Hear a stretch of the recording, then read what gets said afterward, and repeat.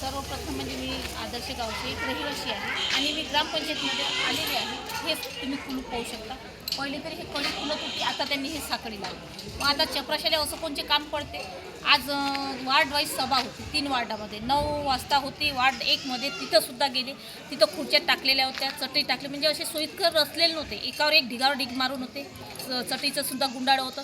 तिथं ग्रामपंचायतचं कोणतंही व्यक्ती हजर नव्हता, ना सदस्य, ना कोणीच नाही. मेन म्हणजे आपल्याला पाहिजे होता जो सरपंच आहे तो पाहिजे होता, ते सुद्धा हजर नव्हती.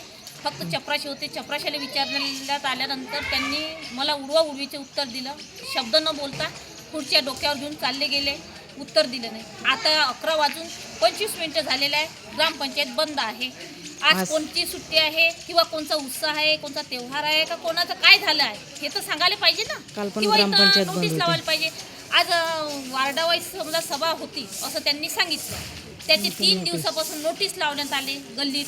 म्हणजे आजपर्यंत मी नोटीस पाहिले नाही 25 वर्षापासून, पण आता नोटीससुद्धा दाखवण्यात आले.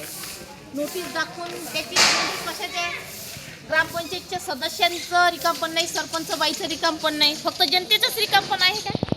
मग आज ग्रामसेवकनं काय असं कारणास्तव सुट्टी घेतली आहे का काय आहे त्याचं त्यांना माहीत पडलं. पण मग कमीत कमी सरपंच आणि सरपंच जे सदस्य असते बॉडी ते हजर पाहिजे, ते सुद्धा हजर नाही.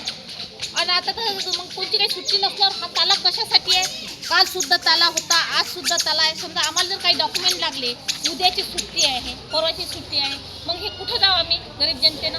मग हा कशासाठी आम्ही त्रास सहन करत. यांनी थोडंसं तरी सरकारने आमच्या ग्रामपंचायतकडे थोडं लक्ष द्यावे आणि हा मनमानी कारभार बंद करण्यात यावा.